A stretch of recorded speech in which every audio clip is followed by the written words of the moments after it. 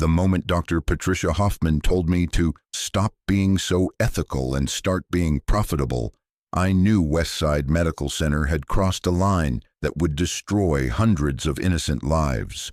What she didn't know was that I'd already copied 2,847 falsified patient files to a secure drive, documented their insurance fraud scheme worth millions, and prepared to send everything to federal investigators who'd been hunting this exact type of Medicare abuse for years.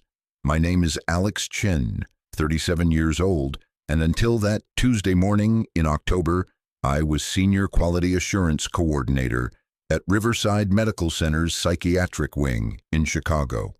For 18 months, I'd watched doctors systematically falsify mental health diagnoses to maximize insurance payouts, destroying patients' futures while enriching themselves through systematic fraud that would make headlines when exposed.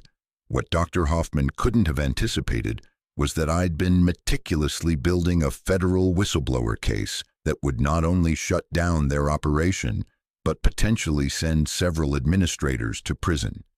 The only question remaining was whether they'd try to silence me before or after realizing how completely I'd documented their crimes. Some secrets are too dangerous to keep, and some systems are too corrupt to reform from within.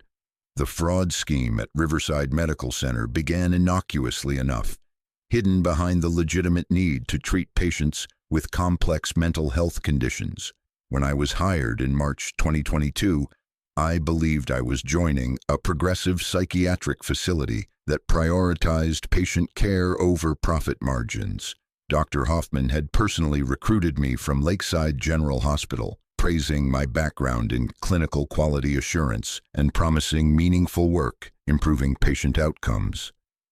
"Alex, we're building something special here," she'd said during my final interview, her enthusiasm seemingly genuine. "Mental health treatment has been underfunded and misunderstood for too long. We have the opportunity to demonstrate that proper investment in psychiatric care produces remarkable results. Your expertise in treatment protocols and insurance compliance will be essential to our mission." I'd been impressed by her vision and the facility's apparent commitment to evidence-based treatment. Westside had recently expanded their psychiatric wing, hired additional specialists, and implemented new therapeutic programs that seemed genuinely innovative. The opportunity to help develop best practices in mental health care felt like the perfect application of my clinical background and administrative experience. But there were signs I should have recognized earlier. During my interview process, Dr. Hoffman had been unusually interested in my experience with federal billing codes and insurance reimbursement protocols. "Understanding the financial aspects of mental health care is crucial," she'd explained when I questioned the focus on billing procedures. "We need quality assurance professionals who appreciate both clinical excellence and fiscal responsibility." The emphasis on fiscal responsibility should have been a warning, but I'd interpreted it as pragmatic leadership rather than potential corruption. My first month at Riverside involved comprehensive orientation to their clinical protocols and quality assurance procedures. The facility treated approximately 200 inpatient psychiatric cases monthly, with patient outcomes that appeared impressive, high satisfaction scores, and clinical improvement rates that exceeded state averages.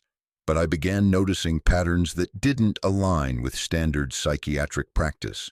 The first red flag was the extraordinary prevalence of complex, high reimbursement diagnoses. While specialized psychiatric facilities naturally treat more severe conditions, Westside's diagnostic distribution was statistically implausible.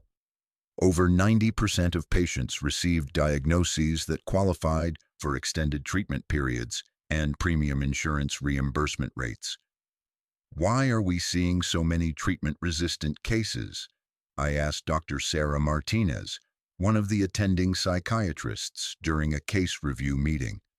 "Our referral sources know we specialize in complex conditions," she replied, but her tone suggested discomfort with the question. We get patients who've failed multiple previous treatment attempts. But even accounting for referral bias, these rates seem unusually high. Are we using standardized assessment tools to confirm treatment resistance? Dr. Martinez glanced toward Dr. Hoffman's office. Dr. Hoffman prefers clinical judgment over rigid assessment protocols.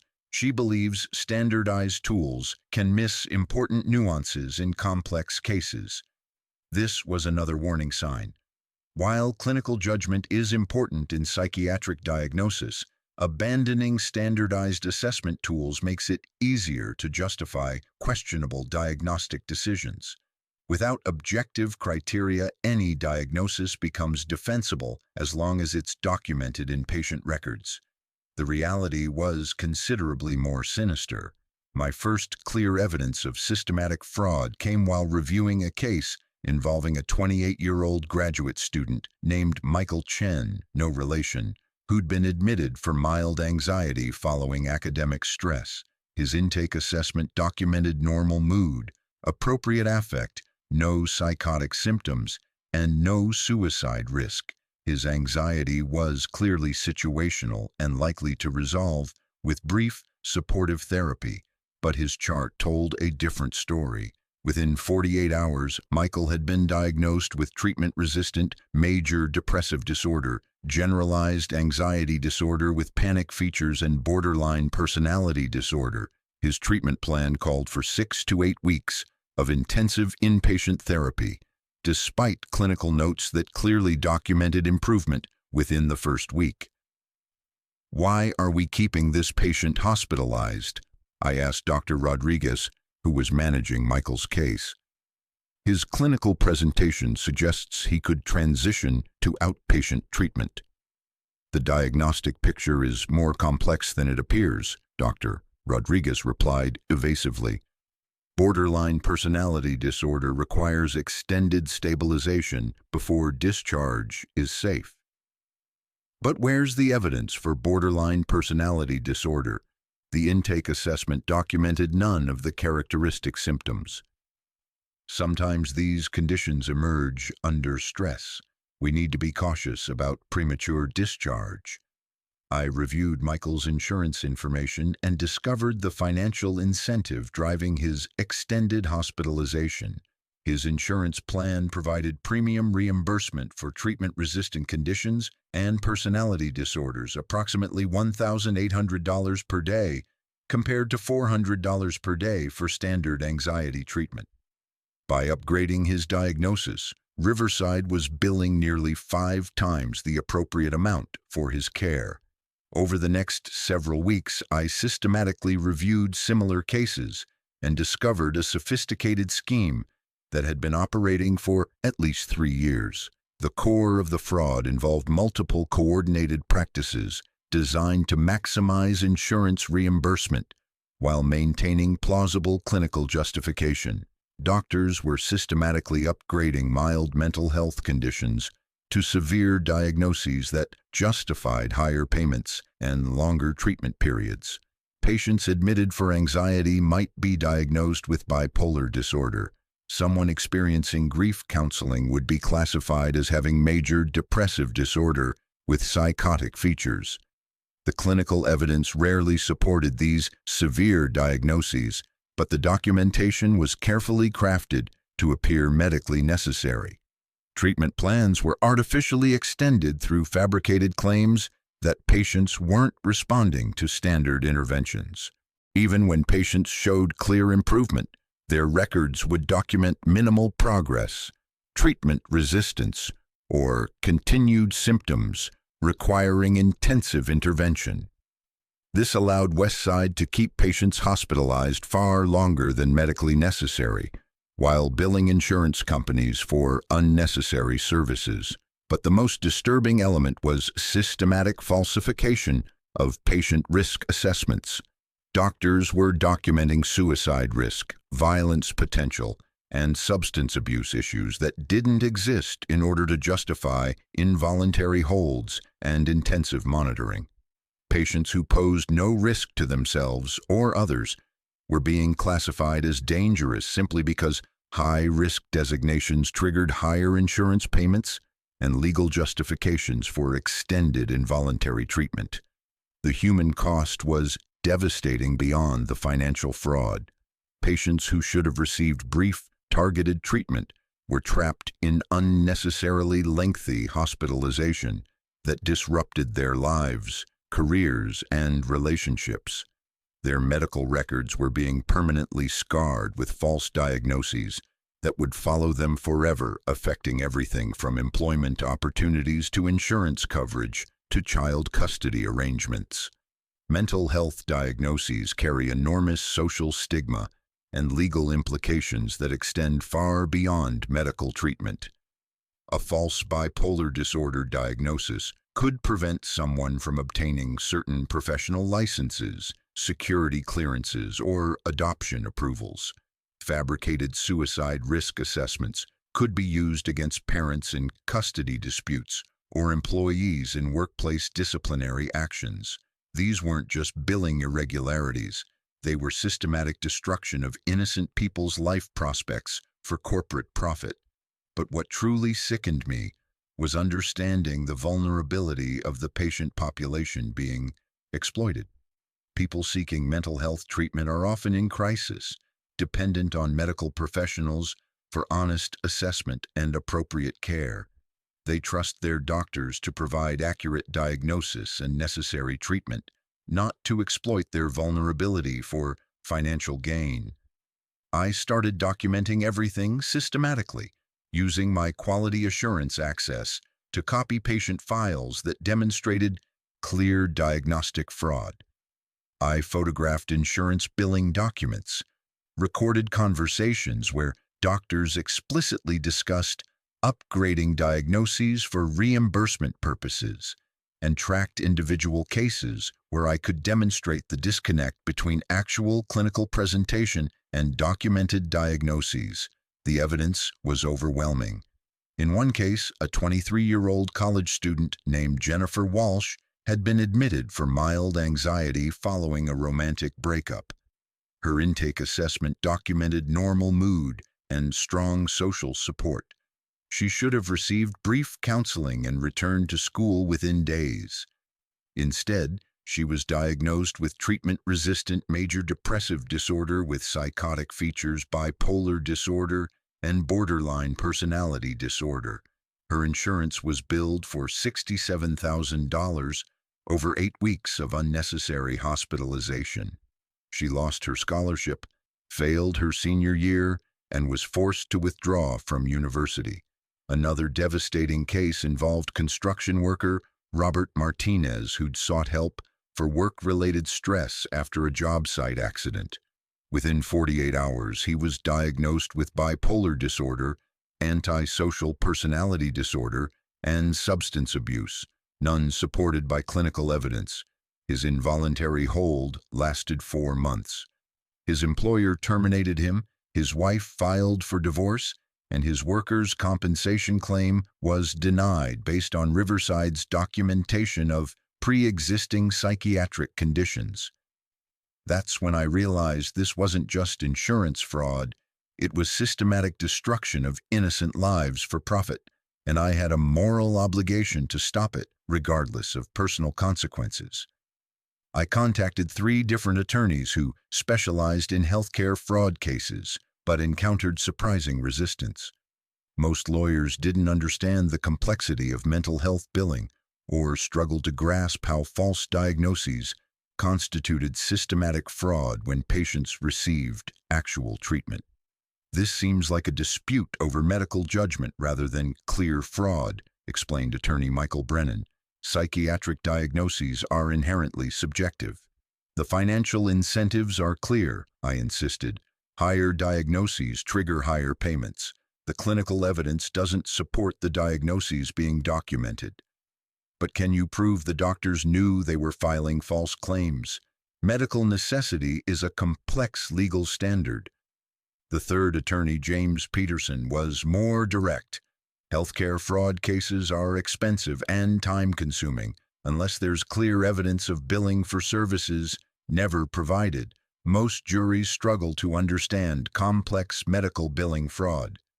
I realized attorneys were looking for simple, obvious fraud schemes. The sophisticated nature of diagnostic fraud made it harder to prosecute, despite being potentially more damaging to patients. So I decided to proceed without legal representation, building my case methodically and preparing to file complaints with multiple federal agencies simultaneously.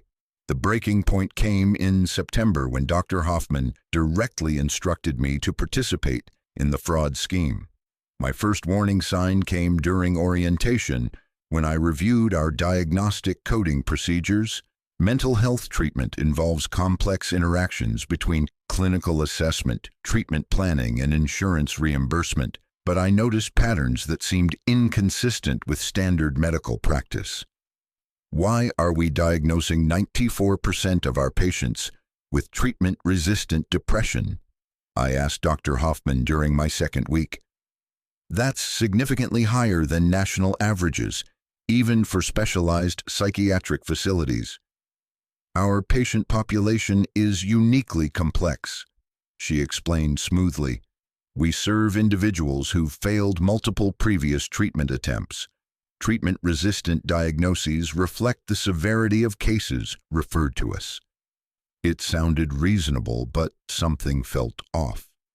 Treatment-resistant depression carries higher insurance reimbursement rates and justifies extended hospitalization periods, but the clinical evidence in many patient files seemed insufficient to support such diagnoses.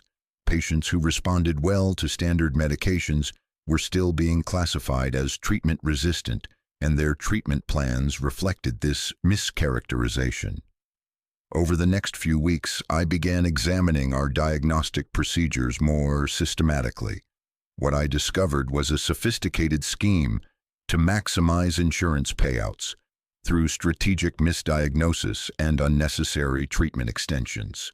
The core of the fraud involved three related practices. First, doctors were systematically upgrading mild mental health conditions to severe diagnoses that justified higher insurance reimbursement. A patient admitted for anxiety might be diagnosed with bipolar disorder. Someone experiencing grief counseling would be classified as having major depressive disorder with psychotic features. The actual clinical evidence rarely supported these severe diagnoses. Second, treatment plans were being artificially extended through claims that patients weren't responding to standard interventions. Even when patients showed clear improvement, their records would document minimal progress or continued symptoms requiring intensive intervention. This allowed Westside to keep patients hospitalized far longer than medically necessary, while billing insurance companies for unnecessary services. Third, and most disturbing, was the systematic falsification of patient risk assessments. Doctors were documenting suicide risk, violence potential, and substance abuse issues that didn't exist in order to justify involuntary holds and intensive monitoring. Patients who posed no risk to themselves or others were being classified as dangerous simply because high-risk designations triggered higher insurance payments. The human cost was devastating. Patients who should have received brief, targeted treatment were instead trapped in unnecessarily lengthy hospitalization. Their medical records were being permanently scarred with false diagnoses that would follow them for life, affecting everything from employment opportunities to insurance coverage to child custody arrangements. But what truly sickened me was understanding the long-term implications. Mental health diagnoses don't disappear from medical records. A false bipolar disorder diagnosis would affect a patient's insurability for decades. Fabricated suicide risk assessments could prevent someone from obtaining security clearances, working in certain professions, or maintaining parental rights during divorce proceedings. I started documenting everything systematically. Using my quality assurance access, I began copying patient files that demonstrated clear diagnostic fraud. I photographed insurance billing documents that showed the financial incentives driving false diagnoses. I recorded conversations where doctors explicitly discussed upgrading diagnoses for financial reasons. Most importantly, I tracked individual patient cases where I could demonstrate the disconnect between actual clinical presentation and documented diagnoses. The evidence was overwhelming. In one case, a 23-year-old college student admitted for mild anxiety following a breakup was diagnosed with treatment-resistant major depressive disorder with psychotic features. Her insurance was billed for $47,000 over 6 weeks, despite clinical notes that clearly documented normal mood, appropriate affect, and no psychotic symptoms. She'd been essentially imprisoned and financially exploited for what should have been brief outpatient counseling. Another case involved a 45-year-old construction worker who'd sought help for work-related stress. Within 48 hours, he was diagnosed with bipolar disorder, antisocial personality disorder, and substance abuse, none of which were supported by clinical evidence. His involuntary hold lasted 3 months, during which his employer terminated him and his wife filed for divorce, citing his mental instability based on Westside's false documentation.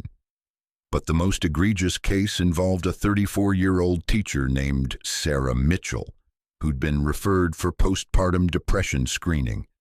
Despite presenting with mild symptoms typical of new mothers, she was diagnosed with postpartum psychosis, suicidal ideation, and risk to her infant. The false diagnoses were used in family court proceedings where her ex-husband successfully obtained full custody of their baby. Sarah lost her teaching license, her child, and her financial stability based entirely on fabricated medical records. That's when I realized this wasn't just insurance fraud. It was systematic destruction of innocent lives for profit. I started preparing a comprehensive whistleblower complaint. Federal law provides significant protections and financial incentives for healthcare workers who report Medicare fraud. Under the False Claims Act, whistleblowers can receive 15 to 30% of any funds recovered by the government, potentially millions of dollars when fraud involves systematic billing abuse. But more importantly, successful whistleblower cases can shut down fraudulent operations and prevent further patient harm. I contacted 3 different attorneys who specialized in healthcare fraud cases, but encountered surprising resistance. Most lawyers didn't understand the complexity of mental health billing or the significance of diagnostic coding fraud. They were comfortable with obvious schemes like billing for services never provided, but struggled to grasp how false diagnoses constituted systematic fraud even when patients received actual treatment. This seems like a dispute over medical judgment rather than clear fraud, one attorney explained after reviewing my evidence. Psychiatric diagnoses are inherently subjective. It would be difficult to prove intentional falsification. The financial incentives are clear, I insisted. Higher diagnoses trigger higher payments. There's direct correlation between billing codes and diagnostic upgrades. The clinical evidence doesn't support the diagnoses being documented. But can you prove the doctors knew they were filing false claims? Medical necessity is a complex legal standard, and psychiatric conditions are particularly difficult to evaluate objectively. I realized that attorneys were looking for simple, obvious fraud schemes, fake patients, services never provided, straightforward billing manipulation. The sophisticated nature of diagnostic fraud made it harder to prosecute despite being potentially more damaging to patients and healthcare systems. So I decided to proceed without legal representation. The breaking point came in September when Dr. Hoffman directly instructed me to participate in the fraud scheme. "Alex, we need to discuss your role in treatment planning documentation," she said during what I thought would be a routine supervision meeting. "I've noticed some inconsistencies in your quality assurance reports." What kind of inconsistencies? You're questioning diagnostic decisions that have already been finalized by attending physicians. Your reports suggest that some patients might not meet criteria for their documented conditions. I chose my words carefully. I'm simply ensuring that documentation supports the diagnoses and treatment plans. That's standard quality assurance practice. What you're doing is undermining physician autonomy and clinical judgment. Mental health treatment requires flexibility in diagnostic interpretation. We can't let bureaucratic concerns override therapeutic relationships. I'm not questioning therapeutic relationships. I'm documenting cases where the clinical evidence doesn't support the billing codes being submitted to insurance companies. Dr. Hoffman's expression hardened. Alex, let me be very clear about something. This facility operates in a complex financial environment. Mental health services are consistently underfunded, and we have to be creative about securing adequate reimbursement for the care we provide. Sometimes that means emphasizing certain aspects of a patient's presentation to ensure appropriate compensation. You're asking me to falsify quality assurance documentation to support fraudulent billing. I'm asking you to stop being so ethical and start being profitable. Your job is to support the clinical team, not to audit their decisions like some kind of federal investigator. The phrase, "stop being so ethical," crystallized everything I'd been observing. Dr. Hoffman had just explicitly acknowledged that the facility was prioritizing profit over patient welfare, and she was demanding that I participate in systematic fraud as a condition of continued employment. I can't falsify quality assurance reports to support fraudulent diagnoses. Then perhaps you're not a good fit for this position. Maybe you'd be more comfortable in a less complex clinical environment. The threat was clear. Participate in the fraud or lose my job. But Dr. Hoffman had made a crucial miscalculation.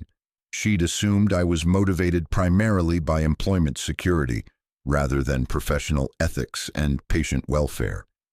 I need to think about what you're asking me to do. Don't think too long, Alex. The clinical team needs support, not obstacles.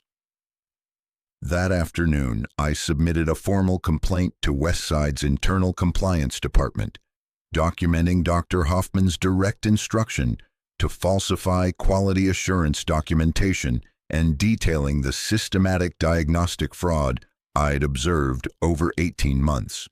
The response was swift and predictable.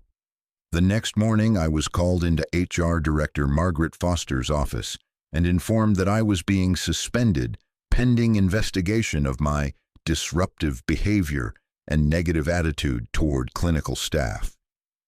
You're being sent home with pay while we review concerns about your professional conduct, Margaret explained, though her tone suggested this was anything but professional courtesy.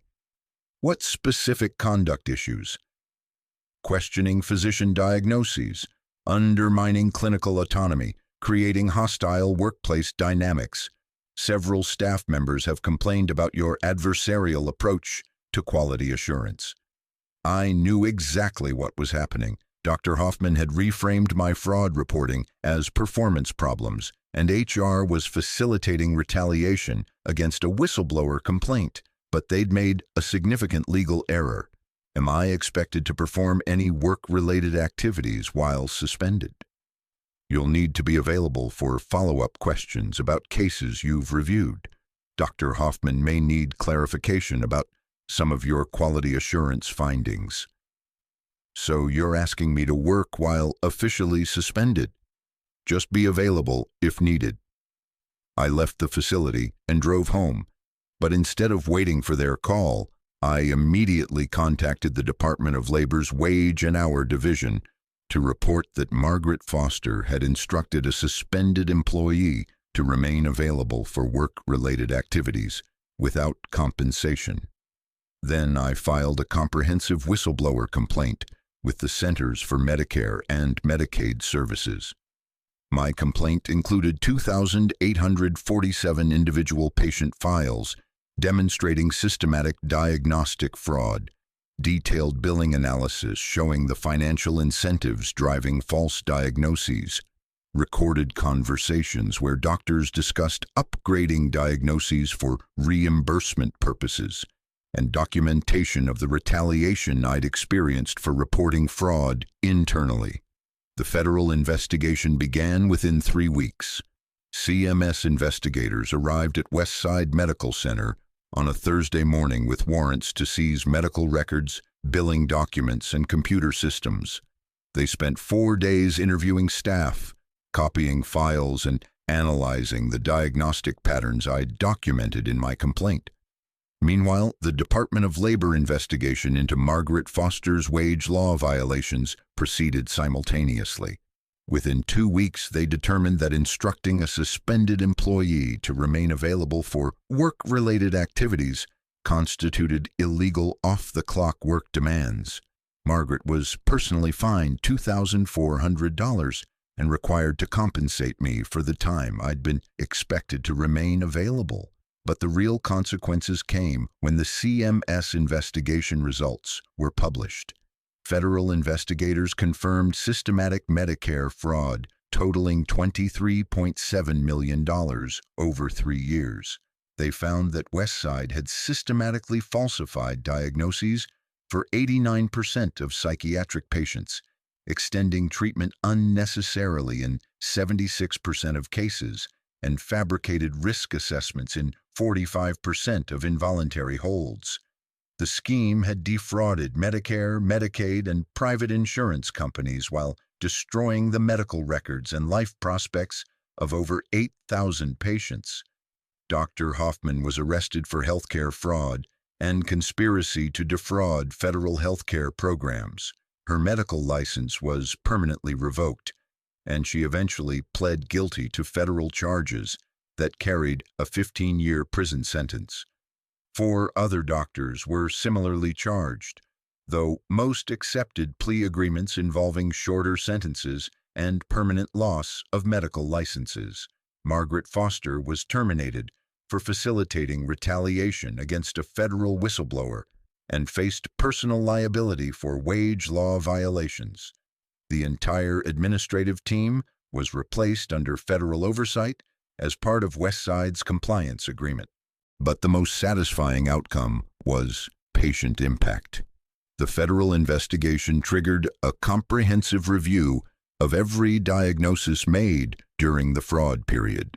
Patients whose records had been falsified were notified and given opportunities to have their medical records corrected. Several successful malpractice lawsuits followed, with patients receiving significant compensation for the damage caused by false diagnoses. Sarah Mitchell, the teacher who'd lost custody of her child based on fabricated postpartum psychosis diagnoses, had her parental rights restored and received a $2.3 million settlement. Her ex-husband was required to pay her legal fees and lost his own custody privileges for using fraudulent medical records in family court proceedings. As for my role in exposing the scheme, I eventually received a whistleblower award of $3.2 million, approximately 15% of the funds recovered by federal agencies. But more importantly, I'd prevented continued harm to vulnerable patients who were being exploited during their most vulnerable moments. 6 months after the investigation concluded, I accepted a position with the Colorado Department of Public Health as Director of Healthcare Fraud Prevention. My role involves training healthcare workers to identify and report similar schemes, ensuring that what happened at Westside Medical Center can't be replicated elsewhere. The work is meaningful in ways that go beyond personal vindication. Every healthcare fraud scheme protects vulnerable patients from exploitation and preserves the integrity of medical records that affect people's lives for decades. The false diagnoses that Dr. Hoffman and her colleagues fabricated would have followed their victims forever, affecting employment, insurance, relationships, and basic civil rights. I still think about the patients whose lives were damaged before I could stop the scheme. the college student who was wrongly institutionalized during her senior year, the construction worker who lost his job and family based on fabricated diagnoses, the dozens of other victims who trusted their doctors to provide honest assessment and instead received systematic exploitation. But I also think about the thousands of patients who were spared similar treatment because the scheme was exposed and shut down. The systemic changes implemented across Colorado's mental health system to prevent diagnostic fraud. The federal investigations launched at other facilities based on patterns identified in my whistleblower complaint. Dr. Hoffman had told me to stop being so ethical and start being profitable. But she'd fundamentally misunderstood what motivates people who choose careers in healthcare quality assurance. We're not motivated by profit margins or employment security. We're motivated by preventing harm to vulnerable patients who depend on medical professionals to act in their best interests. When healthcare providers violate that trust for financial gain, they're not just committing fraud against insurance companies, they're betraying the fundamental principles that make medical treatment possible. Patients who can't trust their doctor's honesty can't receive effective care, and healthcare systems that prioritize profit over accuracy ultimately collapse under the weight of their own corruption. The 2,847 files I'd copied and sent to federal investigators represented systematic betrayal of patient trust and violation of medical ethics. Each file contained a human story of someone seeking help during a vulnerable period, only to be exploited by the very professionals they trusted to provide honest care. Dr. Patricia Hoffman learned that lesson from a federal prison cell. I learned it from the patients whose lives I was able to protect by refusing to stop being so ethical. In healthcare, as in life, ethics isn't optional. It's the foundation that makes everything else possible.